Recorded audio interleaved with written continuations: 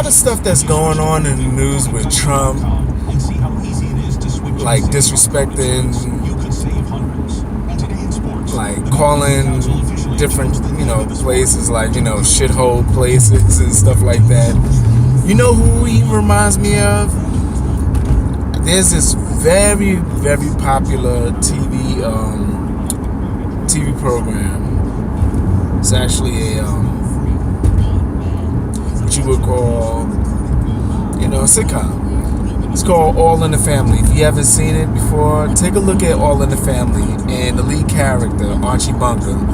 Archie Bunker would say things. He's what they would call a bigot, but he doesn't know any better. He'll say things out of his mouth and he don't even realize that he's saying something totally inappropriate. That's Trump. Trump will say something that will just, because he has no filter, he'll say something that comes out of his mouth. It'll fly out of his mouth, and then when other people will react to it in a negative way, that's when he'll be like, well, I didn't say that, I didn't mean to say that, or I said what I said, but it wasn't meant in that context. So he has a funny way of going about explaining his way out of situations. You'll hear him say it, you'll have witnesses to the fact that he said it, but he'll twist it and bend it in a way that, well, I didn't say that, or that's not what I meant. That's Archie Bunker. Archie Bunker will use the N-word. He'll circulate petitions around the neighborhood to keep black people from moving in the neighborhood, and he doesn't see it being something wrong. And that's Trump. No matter how many times you'll hear something that come out on, like, it'll be reported that, I think it was back in the 70s or the 80s, him being a real estate developer, there was a report that he didn't, I guess, allow black people to move in his building, or he blocked applications that were being processed by black people, and then I think it actually was,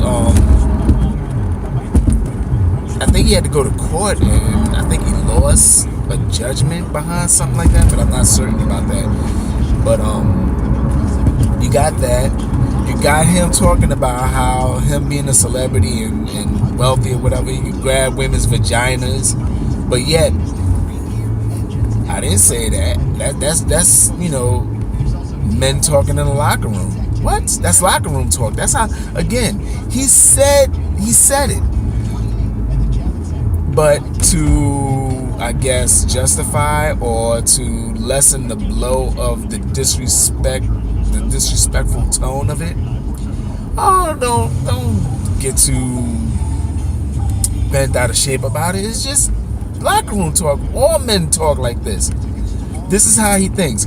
All men talk like this, or that's the excuse he's using when all men don't talk like that. He just talks like that because he feels that he's privileged, and because of his status, his economic status, he feels that, he have the right to, us little people, he have the right to actually grab a vagina here and there, talk down to people and things like this, and it shouldn't apply to him. Like when he became president, he becomes president, and right away, we knew he wasn't a politician. He announced, I'm not a politician, I'm a businessman and all that. We get that. But even as a person who's not part of the political fray, you still have to conduct yourself in a way that, you have to be diplomatic, is what I'm saying. You have to be diplomatic. I mean, like, if we go to war with any of these countries, it's because of him. he will take us to a place that we normally would not have gone to, but because of the way he handles himself in these, political settings, he pisses a lot of people off. Even his own party wants to denounce him. Well, I don't know if it's the entire party, but news reports say that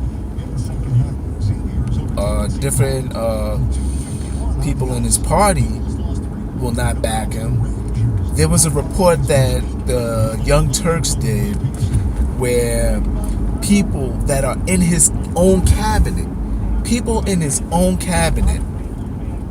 calling him an idiot, childlike, dumb, can't read, just really brutal, depictions of how this person is. And Trump, it's like when you have people that actually is supposed to be, I guess, working for you, supporting you, downing you, it's like either you have to look at yourself in the mirror and say, you know what, maybe I have to change the way I do things. But knowing Trump, because he feels that he's better than everybody, he's going to continue to conduct business as usual, stay on Twitter, no matter how much people tell him that's not helping you, it's hurting you. He'll continue to tweet, because you can't tell him what to do. He's going to do what he wants to do. And if you have a problem with it, it's not his problem, it's your problem. And that's our president representing the free world, the United States.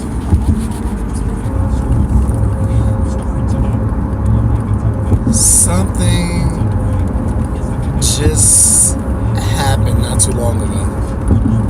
How is it that you get pulled over by a cop and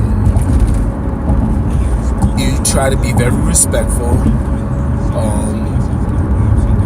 do things to show you're not a threat? I don't even eyeball a cop.